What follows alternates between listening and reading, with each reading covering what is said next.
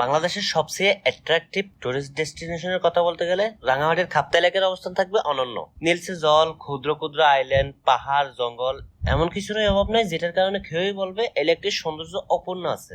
আজকের এপিসোডে আমি রিপ্লোরা থাকছি কাপ্তাইয়ের এক বিশেষ পর্ব নিয়ে। কোথায় ঘুরবেন, কি খাবেন, কিভাবে যাবেন সব বলবো এক ভিডিওতেই।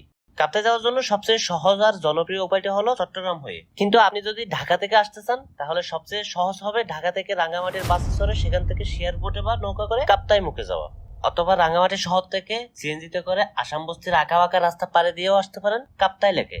চট্টগ্রাম শহর থেকে আসতে চাইলে বহদ্দারহাট থেকে চড়তে পারেন এবি ট্রাভেলস খ্যাত কাপ্তাইয়ের বাসে। তো আপাতত গেল পরিবহন তত্ত্ব। কাপ্তাই আসলে খাবারের জন্য আমি সবচেয়ে বেশি উৎসুক হয়ে ঢুকে পড়ি কাপ্তাই দাবাতে, যাদের খাবারের মান 10-এ 10 হলেও শুটকি ভর্তার মান কিন্তু 10-এর মধ্যে অনেক গুণ বেশি। কাপ্তাইতে ঘোরার মতো জনপ্রিয় কিছু ডেস্টিনেশন হলো পিকনিক স্পট, রিজার্ভ ফরেস্ট আর কাপ্তাই লেক। লেকে ঘোরার জন্য জেটি ঘাট বা নেভি ক্যাম্প থেকে শেয়ারে বা সিঙ্গেলে আপনি ভোট ভাড়া করতে পারেন।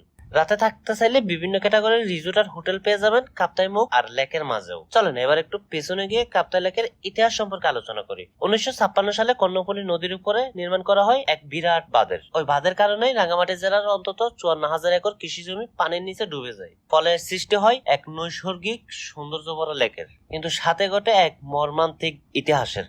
অন্তত 1 লক্ষ মানুষ বাস্তুচ্যুত হয় এই কাপ্তাই বাঁধের কারণে, আর তলিয়ে যায় রাঙামাটির অন্তত 40% কৃষি জমি আর 234 বর্গ মাইল বনাঞ্চল। কিন্তু এই হৃদয় বিদারক ইতিহাসের পরও কাপ্তাই নিজেকে দিয়েছে এক অনন্য পরিচয়। এই নৈসর্গিক সৌন্দর্য সবাইকে বিমোহিত করে, আর আমি বরংবার ডুবে যাই কাপ্তাইয়ের এক অপরূপ রূপে। তো বলুন, কবে ঘুরে আসতে চান এই আসাম বস্তির বুক চিরে কাপ্তাই লেক থেকে?